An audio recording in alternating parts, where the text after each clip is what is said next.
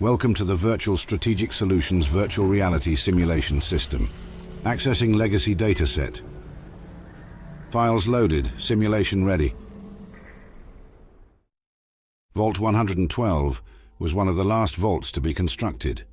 The construction started in November 2068 and finished in June 2074. It was intended for only 85 occupants, suspended in a virtual reality world for the indefinite duration of the vault's experiment. The vault was built to house and tend to the needs of its overseer, Dr. Stanislaus Braun, creator of the Garden of Eden creation kit. Within it, Braun installed a virtual reality simulator and Visiontron loungers, initially containing several simulated utopias, the last of which is the Tranquility Lane simulation. The system should have permitted a select few to live a perfect life virtually, if not practically forever. What Vault 112's occupants did not know was that once they entered the virtual reality pods, Braun would exercise complete control over the simulation. They had no means of leaving on their own. They became his playthings, completely at his mercy. Dr. Braun, after becoming bored with various simulated worlds, would proceed to virtually kill each one of them. Each time after killing them, he would wipe their memory and resurrect them within the program. The entrance to Vault 112 is inside Smith Casey's garage. It has some mole rats and radroaches, but it's nothing that cannot be dealt with. After proceeding past the counter and into the workshop, there is a large hatch in the floor just to the left. It can be opened by activating a switch on the wall beside it. Below it is a short passage that leads up to the Vault 112 blast door. More mole rats can be found down here. Vault 112 houses an entrance similar to all other vaults, which serves as the airlock decontamination area and the only connection to the outside world. A single passage in the entryway leads down to the main hall. The main hall contains 12 Tranquility loungers, plugged in and arranged around a large mainframe, each connected to a terminal which monitors the respective conditions of the subjects inside the loungers. There is also another Tranquility lounger, found in the Overseer's office located south of the main hall. The only medical unit of the vault is accessed east of the main hall, where the loungers are. Since it cannot be maintained by the human inhabitants as they are all in the Tranquility loungers, Vault 112 is instead maintained by a group of special caretaker robo-brains. The robo-brains are non-hostile, even if one attacks them, and also lack combat inhibitors. When the player character enters the vault, they are told that their arrival is 202.3 years behind schedule. Due to the indefinite duration of the Vault 112 experiment, the vault uses geothermal power exclusively. This is provided by a shore power geothermal unit and backed up by an extra shore power geothermal unit. The geothermal turbine level cannot be accessed. A Think machine, 3600R mainframe, is housed in the main hall. As well as performing the functions of a normal Vault computer system, it functions as the simulation control computer, running the main simulation program and synchronizing all the different Tranquility loungers. It appears linked to several smaller computers, one handling each lounger's graphics processing and its occupant's medical status. Because of it being maintained by robo-brains and being better hidden than many others, 112 is the only intact vault other than 101 in the capital wasteland. The outcome of this particular experiment is ambiguous. If Braun intended the simulator merely to satisfy his sadistic urges when he designed it, then it fulfilled its purpose completely. If, on the other hand, he sincerely intended to create a virtual haven for the residents to live eternally, the fact that his godlike position subsequently drove him insane and made the other residents' existence an eternal hell would mean that the experiment was a failure. Hailing from the German town of Kronach in Bavaria, Dr. Stanislaus Braun was a talented scientist who developed a long, varied career before the Great War. Braun served as the director of Vault-Tech's Societal Preservation Program, as well as the department head of Future Tech.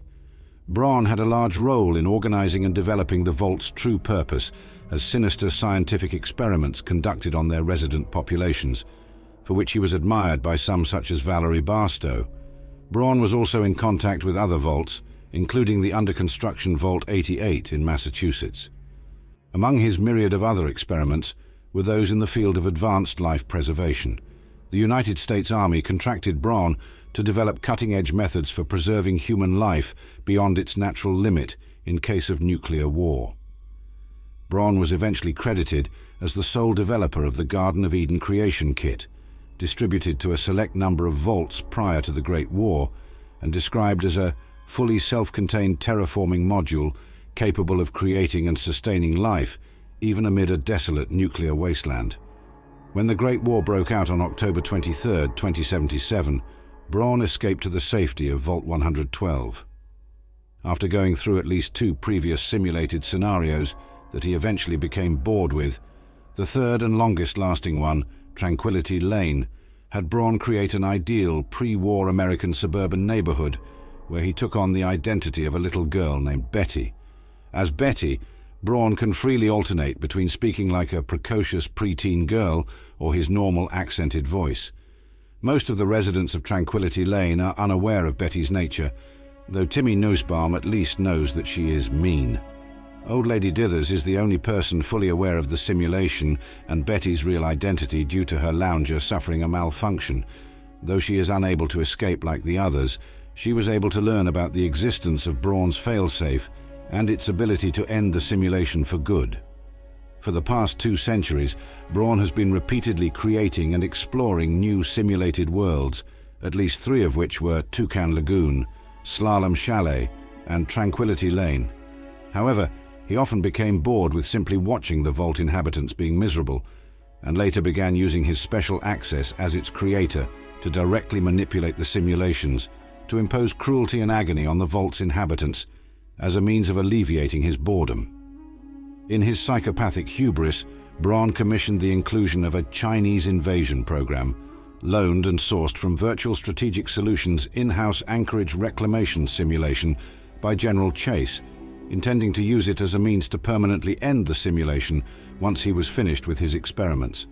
However, Braun discovered that while initiating the program, called the failsafe, would result in the permanent deaths of the simulation's inhabitants, hard-coded safety protocols would not allow the program to end his life, in all likelihood leaving him isolated and alone in the simulated world. By 2277, Braun and the captive vault dwellers have been kept in their lounges for over 200 years, sustained by their life support machines, to the point that Braun believes if any of them, himself included, tried to return to the real world, they would crumble to dust. A wasteland doctor, James, entered Vault 112 looking for the Gek brought there on Braun's orders before the war, in order to use it to jumpstart Project Purity. Having expected to find old notes or data stores instead of the man himself still alive, James unwittingly entered an unoccupied lounger and was trapped in Tranquility Lane, where he was forced by Braun to play the part of a dog named Doc. A short time later, James's child, the lone wanderer, entered the vault as well, trying to find him. They entered an unoccupied lounger and met Braun as Betty, who asked them to commit a series of heinous acts like making a child cry, breaking apart a loving marriage, culminating in going on a killing spree of all the inhabitants, all to continue entertaining him. The lone wanderer either complied with Braun's requests and was eventually allowed to leave along with James while the others were left trapped at Braun's mercy, or they discovered and activated the fail-safe, ending the inhabitants' tormented lives and leaving Braun trapped by himself in the simulation. A psychopath and narcissist at heart, Braun is arrogant and has a tremendous ego coupled with an inflated sense of his own intelligence. Coupled with severe anger issues, he lashes out over perceived slights, believes that he is always right, and answers even simple questions with lengthy, condescending digressions. He also has a sadistic side, lacking any empathy for the inhabitants of Vault 112, that he's kept trapped in a simulated world where they are routinely killed, resurrected, mind-wiped and killed again, and does not have any mercy as he views them all as mere playthings for his own amusement. Braun views death in the simulation as a minor deterrence, as he can normally resurrect them at any time he desires.